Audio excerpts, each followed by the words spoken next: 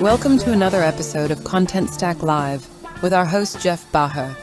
We're excited to have Matt Black, our Director of Information Security, joining us today. Today we're talking about the ways to secure your composable DXP. So let's dive in. Hey Matt, welcome to Contentstack Live. Thank you very much. It's great to be here. So you are the Director of Information Security. You are the perfect person to talk about how to secure your Composable DXP, Digital Experience Platform, for people who are keeping score at home. So let's get right into it.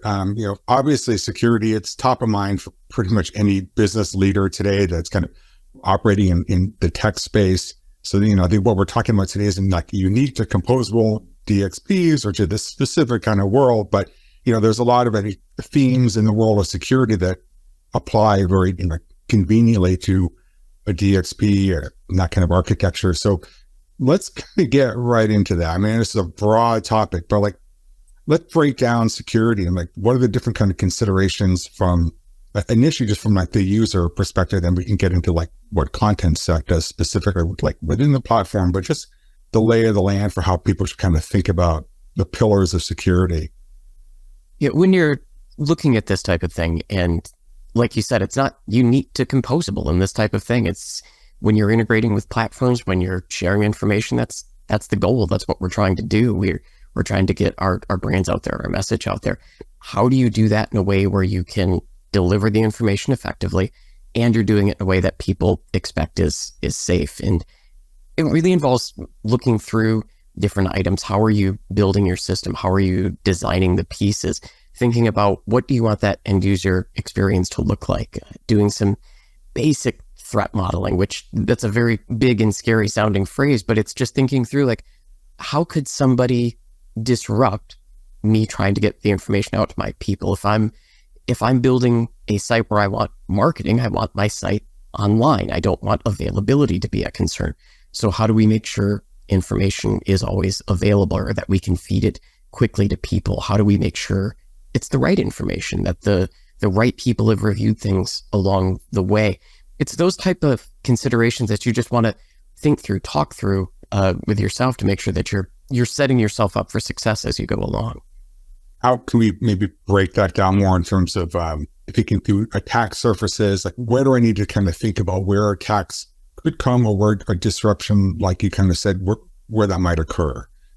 Yeah, a lot of when you're looking at things like this, where you're trying to get your brand out there and you're trying to promote who you are, availability is the big concern.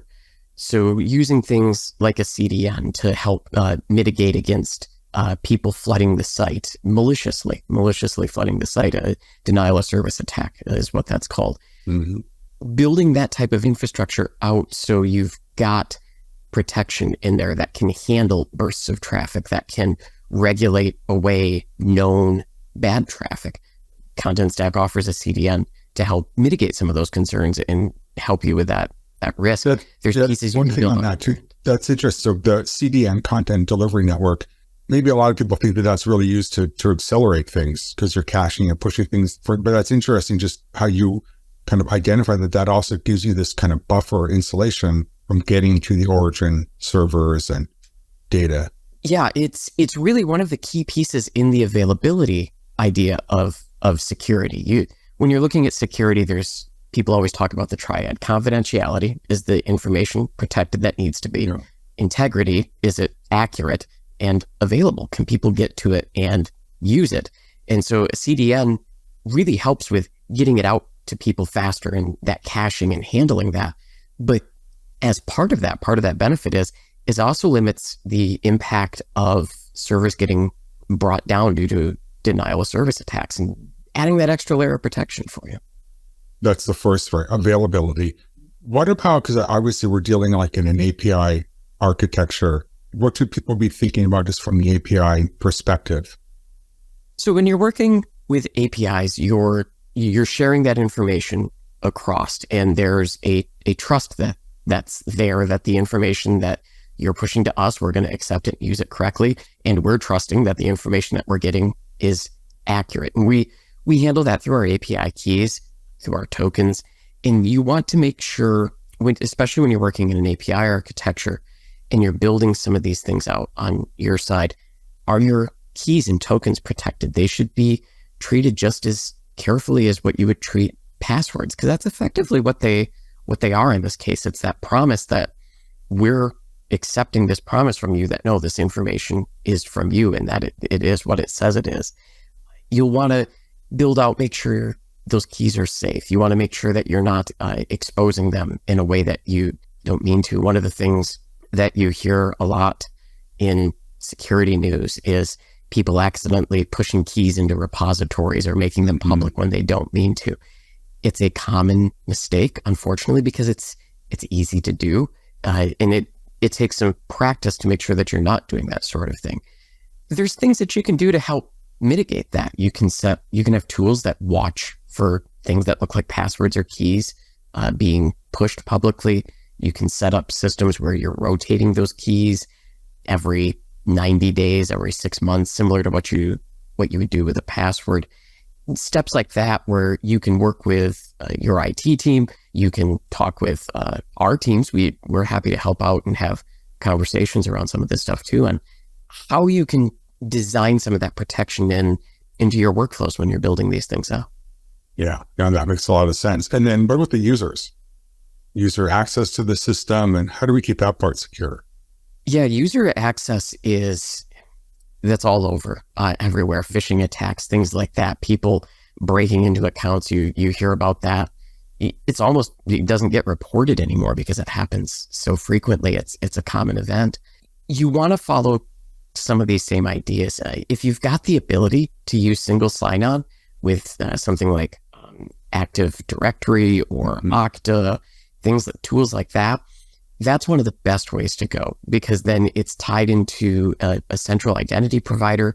Your IT teams who are already managing the identity pieces can build a lot of this stuff out. You get a lot of pieces as part of that add that extra protection for your user accounts. If you don't have that ability, and not everybody does, we've got tools built into our system to help with that. We're making sure that we're watching passwords. We have recommendations for password strength, for password rotation. We have in our audit logs where you can see events and pieces that are happening. So if things start to look amiss or you've got a bad feeling about something, you can look back in the logs and see what's been going on and start to trace back if something's happened. And again, if you're ever uncertain about something, we're here to help. We've got access to help investigate some of those things, to help you look through those logs and flag potential problems before they become potential disasters. Yeah, that's good. So this combination of having a lot of tools, I guess that sounds like there's a kind of a good detailed audit trail that administrators can kind of tap into to kind of see what's going on the user plane and potential kind of vulnerabilities there. And as you mentioned it a few times over already, that there's obviously a big, capability or service that Contentstack itself offers, to make sure and give you that kind of added confidence if you have questions or concerns about kind of the approach you're taking.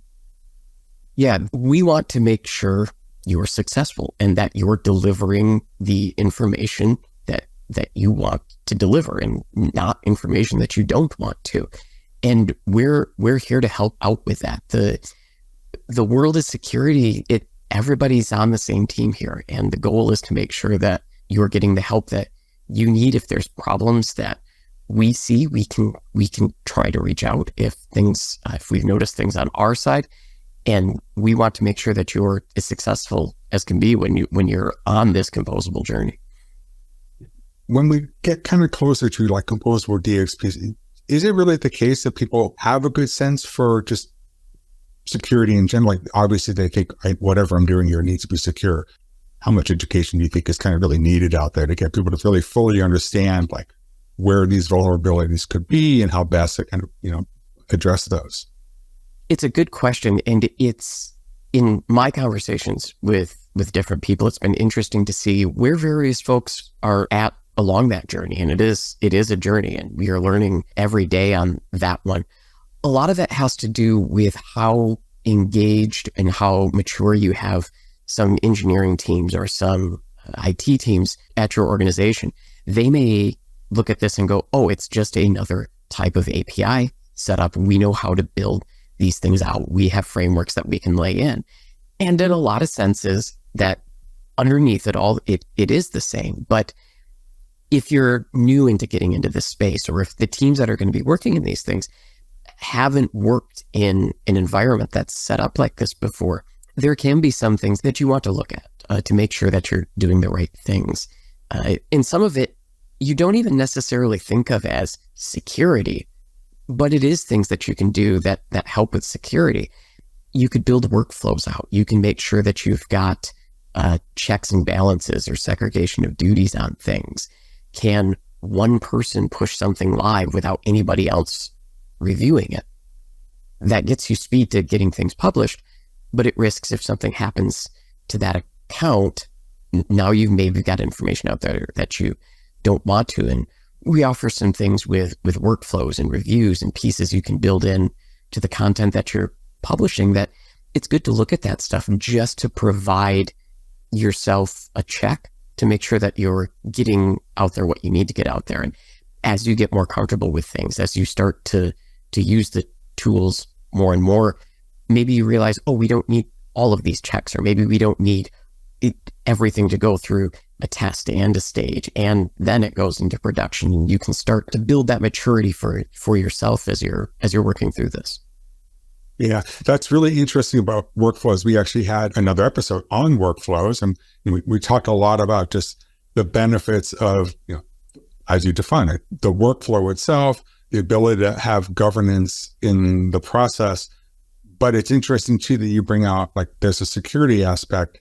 I mean, some of it is like not having one person have the keys to do one thing and push it all the way on. That's partly in like organizational dependencies and just how we want content and operations to flow through like a team.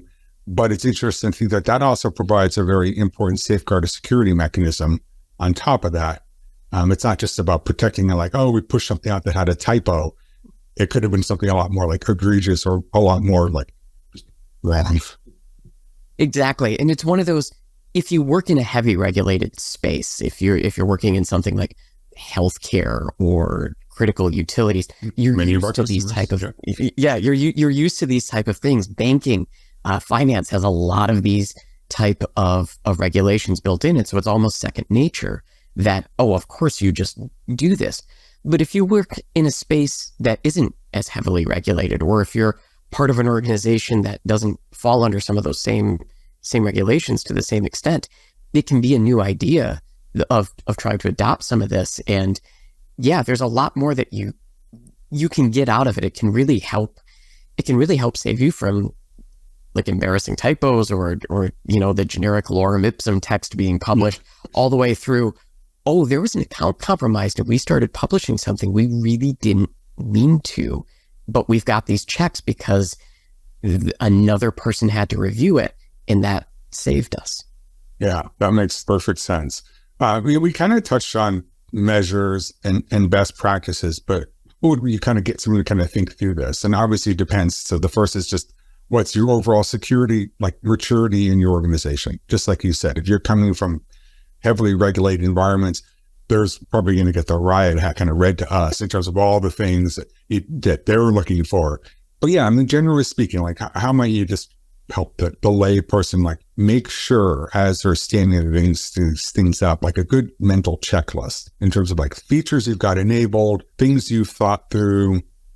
Like you mentioned on I guess I should immediately tear up all the API keys that I have and post-its everywhere. That probably wasn't a good idea. But so yeah, what are these things that, again, like people might not know, or if I'm stepping in brand new to something like this and I'm trying to coach somebody through kind of this setup, start with your fundamental pieces. I don't like using the word basic because basic implies it's easy, and it's not necessarily easy, but it is fundamental. It's that foundational stuff.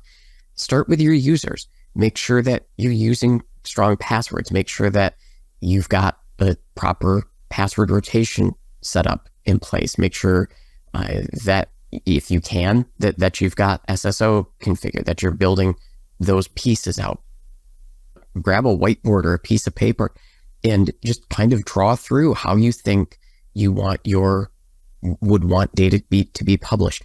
Who are my authors going to be? Who are my reviewers going to be? Are there stacks where this is super critical and we've got to make sure that there's at least a check on this? Is there information where there's not? Think about the type of information that you're publishing. Again, this varies wildly on the maturity of an organization's program, but a lot of places use data classification to determine what information can go where, how it can be seen, who can review it. Take a look at your classification policies, and if you all fall into one bucket, like, oh, all of this is public, well, maybe you want to do little sub buckets just for yourself inside of that. And then as you start to move into some of the API stuff, look at, okay, who has access to my keys? What can my keys do? Can they get at everything? Can they only get at certain things? And everybody does this. I do this. When I'm starting to build things and don't do this, I also do this, that don't look at the cobbler's children's shoes type story. You over provision keys because, I just need to figure this out and get it going and I'm going to grant it permission to do everything. Well, make sure you have to check for yourself to dial back what it doesn't need, because then if something does happen, you're not risking more than what that key specifically needs to do. So, okay, let's shift gears and talk about the Contentstack platform itself. So, kind of maybe two angles. I'm not, if you have the ability to show anything, want to do some show and tell, but what can I, as an administrator, tap into to see that things are secure? So, you gave me some good things to think about in terms of make sure you understand your data. Maybe think about bucketizing data that you group as all public. Think about workflows. Think about API keys. Who's on first? Who can access all this stuff? Okay, so I got all that. But if I'm in the system, are there things I can look at to be like, all right, good. I can see. Like I'm good. I'm secure. So that's the first part. And then the second part is, what do we do to protect our own system, irrespective of how many users are coming onto the platform?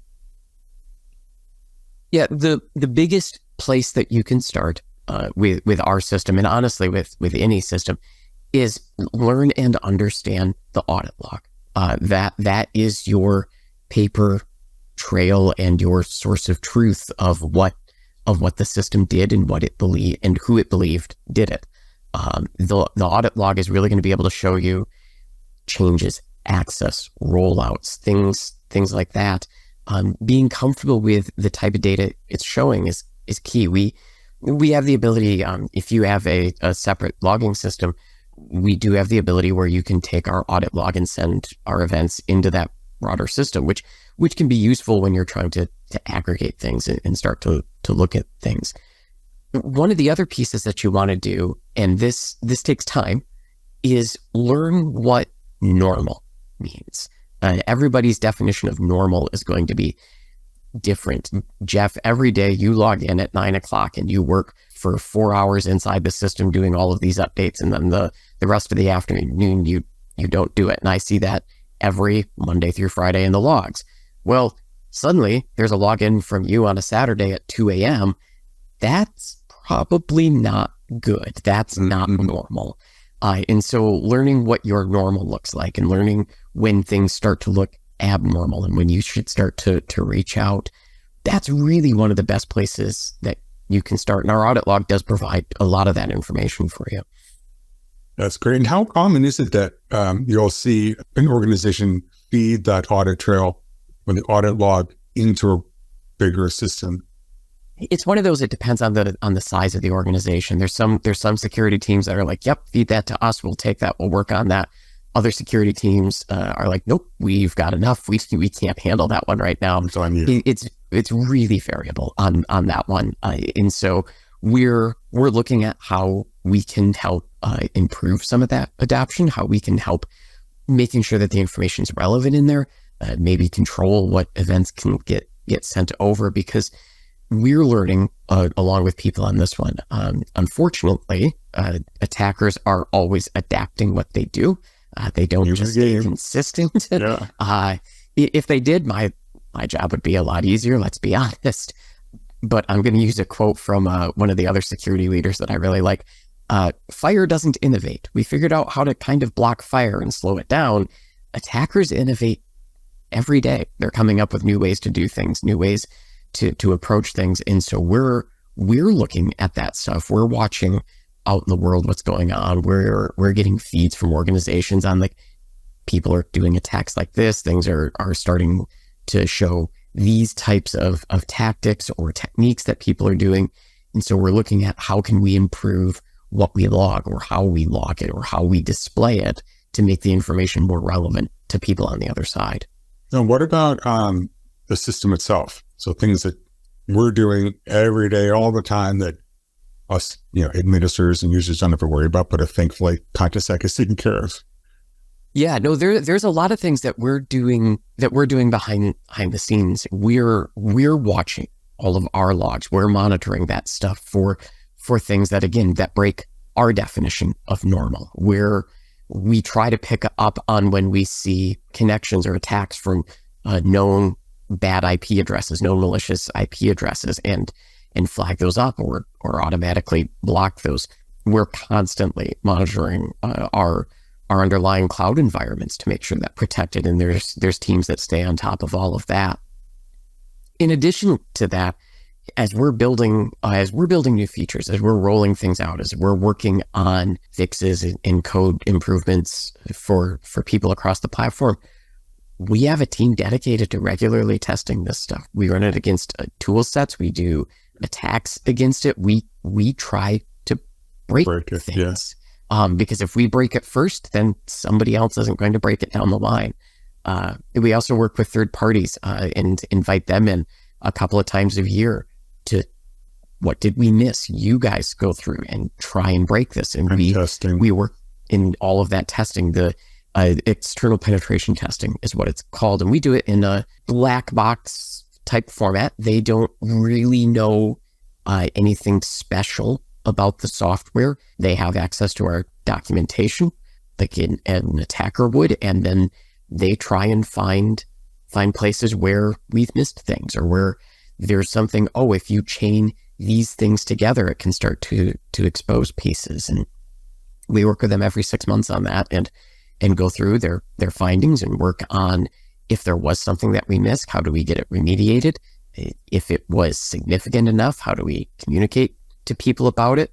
The goal's never to sweep anything under the rug or to hide something. That's not what we're here to do. It's to make sure that we're open and transparent. If there was a risk, we will communicate that. If we think something happened, we will let you know. We will reach out. But we're going to stay on top of that and really try to build a program through testing, through education, through practice to make sure that we're building software in a way that's safe and secure to use, that you can trust. So I got a question. Is there something that has surprised you in terms of like, that's an interesting or novel approach to try to break into the system? So obviously the denial of services, that's kind of been a thing for a long time. So I guess really is, what's the most common? It's like, that's the first thing people I can detect is people are just hammering on the part of the system externally, or is it social engineering? They're like, whoa, we got someone who actually got into the system, but because we knew what normal looked like, we could detect. Like, I think the most common one that I've seen or seen attempted, I guess is the better way to put it, really is that social engineering one. And it may not even be that they were trying to get Contentstack specific password. Password reuse is a common thing. It is not a great practice, but it is a thing that people do. We know that. And so there's, let's say a password was leaked in a different data breach, and somebody used that same password in Contentstack, and they figured out, I can log into Contentstack and I can start to do these things. That's an approach that we've seen taken. Less common is a type of attack known as credential stuffing, where somebody will just hammer our login pages trying to get in. We do have protections built in against that. If you fail your login too many times, it starts you on a cooldown timer and forces a slowdown and eventually will just lock your account until an administrator comes in and unlocks your account. So we do have protections. In that scenario, is it just rapid fire? Try this one, and that's why you do the cool off?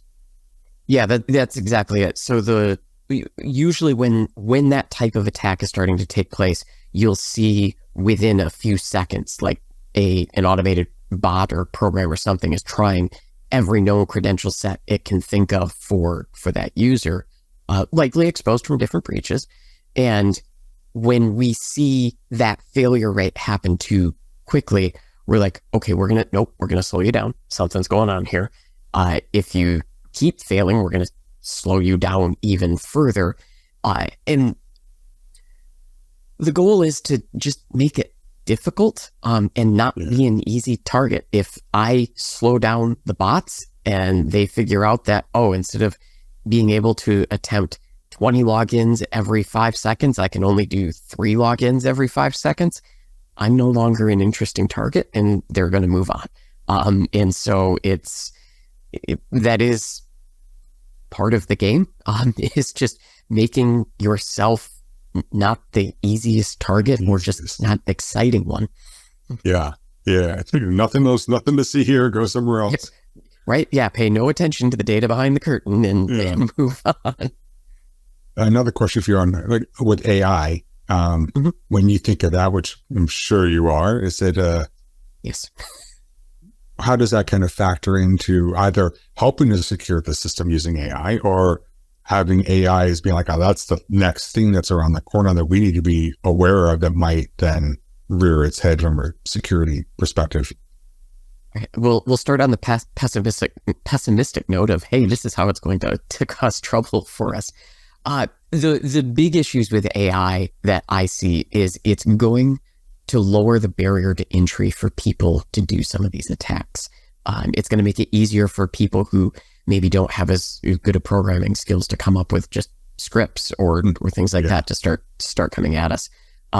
In the more malicious fronts, the people who are more mature at it, it's going to make social engineering and attacks a lot harder to detect. There was a story that I was reading this morning. There's some deep fakes running around today of a BBC News reporter where she looks like she's standing in the BBC newsroom talking about a new deal for UK investors that Elon Musk launched. None of it's real, but it looks and it sounds really, really good. Those type of things are going to make it easier to trick people into providing details, or you suddenly think it really is your boss or your CEO on the other side. And it's the nature of humans to want to be helpful, and we want to do our jobs and do them well. And people are preying on that. And the deep fakes are going to make those type of attacks a lot worse. So how do we protect against that now? Where can we use AI to help us? And in some cases, we don't even need AI to help with some of this stuff. Things like multi-factor authentication can help. Things like good password hygiene and account hygiene can help. But where AI can come in is AIs are much better and much faster at learning normal and learning not normal, much quicker than what I am. A tool that's monitoring, hey, every 10th call coming through on an API is from an IP address I don't trust. As a human looking at the logs, I'm probably going to miss that. The system is not going to miss that. It's going, no, this is not normal. You need to look into this. Or those patterns like that, AI is really going to help us develop tools that will stay on top of that and get us the alerts. Machines are really good at pattern detection and finding those things. And it's going to let the humans on the other side and the teams working with them free them up to help solve some of the harder challenges with it and not worry about those pieces as much. So anomaly detection, is that kind of what the cool people call it? Yes. That's the buzzword for it, anomaly detection, yeah. Well, it's just, you mentioned kind of human nature. It's both sides of human nature at work and at each other, right? Those that are trying to just do good and be good, and those that are looking to exploit that. Yeah, just like you said, because there's money on the line, that's why they do this. I mean, maybe there's a few people here and there that are recreational, like, hey, let me just see if I can break into this or that. But generally speaking, these people are buying things off the dark web, they're buying lists, they're buying passwords. Like, they need to make money off of that investment, and they'll point everywhere they can. But like you said, if they like, hey, this door is not opening for me, they'll go somewhere else. But it's a game and it's a business.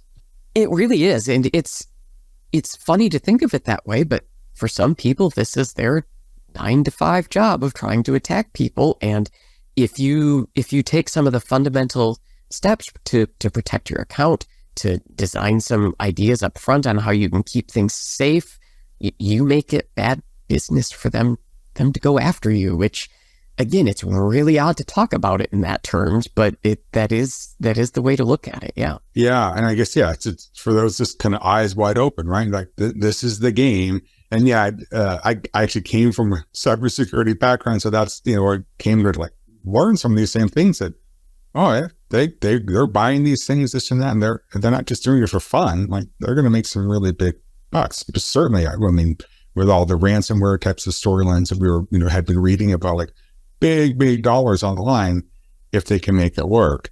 And it sounds like it'll continue. Like, you need to always have your security chops like where they need to be, because it's kind of a moving target. Unfortunately, it's always going to be a moving target. I mean, selfishly, it always means I have something to do every day. It does keep me busy, and there's never a dull moment. That's for sure. But yeah, it really is working through some of your plans and how you would handle certain situations, and kind of the fundamental pieces that you can take to keep your data safe. And particularly when you're on the composable journey, or you're working with Contentstack, we're happy to help talk through some of those things. We do this. We've seen ways that work. We've seen ways that don't work as well. We can help have those conversations to make sure you're getting the assurance that you need that the system is designed and built as robustly as possible. Yeah. And so you can get a good night's sleep, right? And not exactly be spreading away. I don't want you to disclose too much here, but when you wake up, the first thing you do to be like, what happened? What did I miss while I was asleep? Again, don't give us everything, but like, what would you do? It's the first thing. Yeah. So there's some of the basic stuff that's going on. I mean, honestly, one of the first things I do in the morning, there's a daily podcast that I listen to. That's just the headlines. Hey, here's what's in the news. Here's what's going on in the security world. 'Cause it gives you an idea of like, oh, we should watch out for these things today. Or hey, people are starting to see this type of attack going on. Or, oh, this vendor just announced a massive vulnerability. I know we use them. Let's start getting things in place. Let's make sure we know what our patching strategy is going to be. How are we going to monitor and mitigate until we can get there? Pieces like that. And then it's talking through, I've got daily check-ins just on Slack with some of our engineering teams. Hey, have you guys seen anything? Have you guys heard anything that looks abnormal? Any red flags? I'll just kind of look through with our support team, just kind of glance at questions people are asking, look for things that seem odd or unusual. Again, it's that learning what normal is and learning where the anomalies are showing up.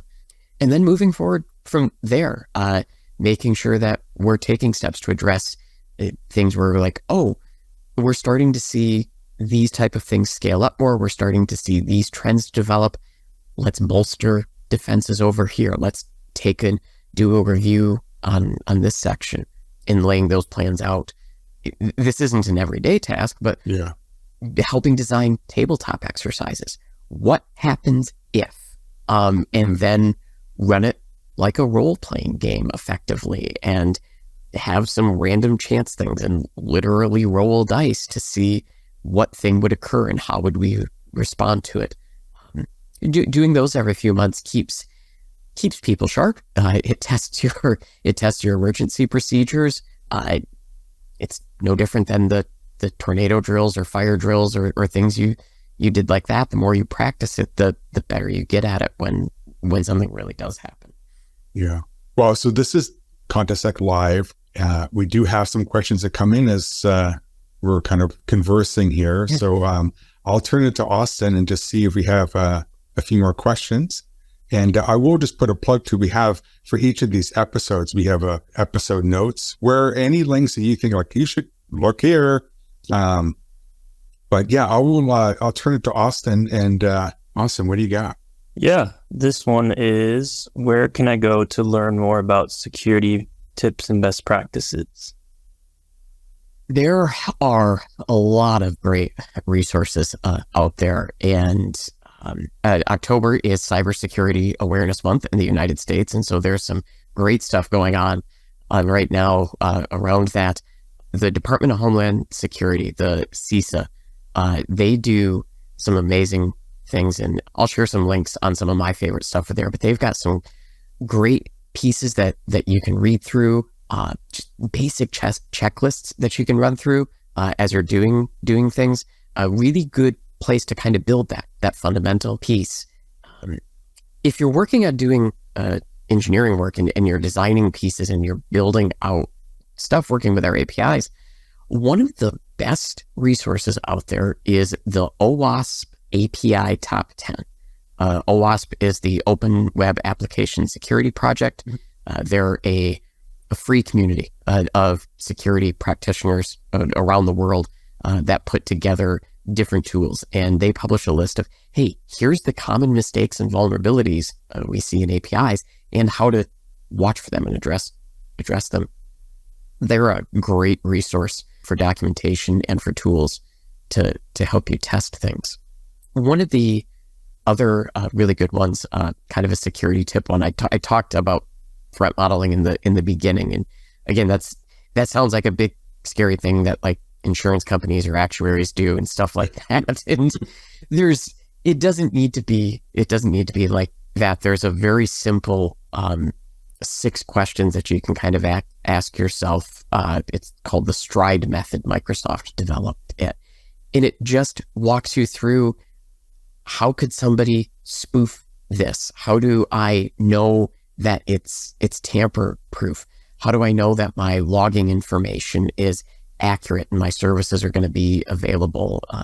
And I'll share some links on just those questions, because as you're building out your workflows or building out a new stack, they're a good way to just kind of take 30 seconds, a minute, and think through that. And it can really help you lay a good foundation down.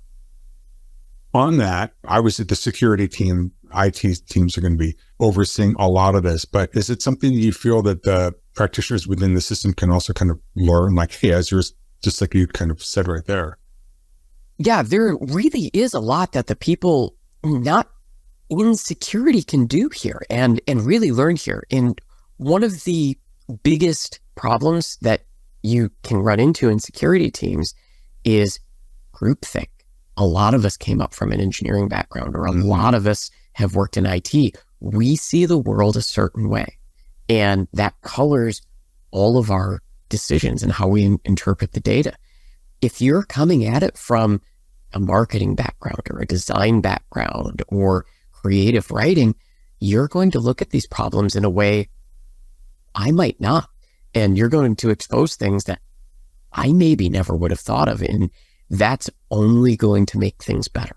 And so as you're thinking through these things, that diversity of thought, that diversity of experience, it only works to improve the overall security of a system like this. Yeah.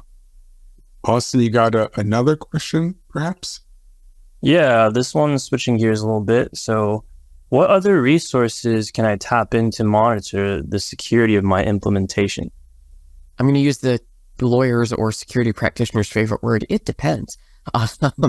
It really does, though, depend on how you built things out and how you did that implementation. I mean, I talked about our audit log earlier. We've got that's available to you, depending on where you're running things or where you've got pieces hosted. You can set traffic monitors up. Web application firewalls or CDNs can give logging data sometimes. that can show you what's starting to happen, or if there's issues that are building up. Watching some of the infrastructure that you host has a lot of that stuff in there. One of the best approaches you can take is draw it out, literally on paper. Draw out, hey, this is where a user is, and they're going to request data from this, and that's where this is. And look at where at different points you could go, oh, if I watch this, I can learn about these things. Or if there's a gap here, we can't see this type of data. You might be able to find spots where you can plug monitoring in that, and maybe it helps with more than security. Like, oh, all of a sudden we discovered we can see where people are going on pages, or we can see how people are moving through the system differently, and get some good marketing insights from that. The data can be very multi-purpose. Yeah, that's a really good point. I tend to be a little bit more kind of visual anyway, but especially in these things there's a lot of moving parts. It is sort of abstract in people, in the way kind of all plays out. To have it documented, it sounds like in a few different ways. Like, you kind of know your users, know your API keys, know the flow of data, where the dependencies, where things are supposed to go, so you can then know where they're not. But that also helps you understand, like, that's what normal should look like. Anything outside of that, any aberration, is like, those are the things we need to now start to kind of look at, because we model our normal behavior, but we then can layer on top of that threat models to see, where there could be vulnerabilities or potential risks. And as you're doing those data flows, that will help expose to you, oh, I only need this type of data here. I can dial back the permissions this API key has, or I can adjust what this token does. You can really start to drive towards the least privileged concept to make sure that you're only giving things what they need, and you're not overextending something or introducing risk that you don't mean to, that isn't necessary. And I could imagine it might, by default, that it might have been a user might have I left it wide open. I thought it'd be easier that way. We're like, no, this is exactly why you want to dial it back. It is. It is definitely easier. I will never fault somebody for that. It is definitely easier, but then it takes the discipline of going back in and going, okay, did I really need all? No, I don't. Okay, let's go with just what we do need here. Yeah. Wow, this is great. Matt, so thank you so much. I mean, obviously we're going to get you back to your job to keep an eye on things. But it's so great. Thank you so much. We will for sure have you back, because this is a rich topic, kind of a never-ending topic. And for all of you out there, thank you, and be safe. Be sure to check out the show notes for relevant links and content. To learn even more about the power of going composable, head to contentstack.com.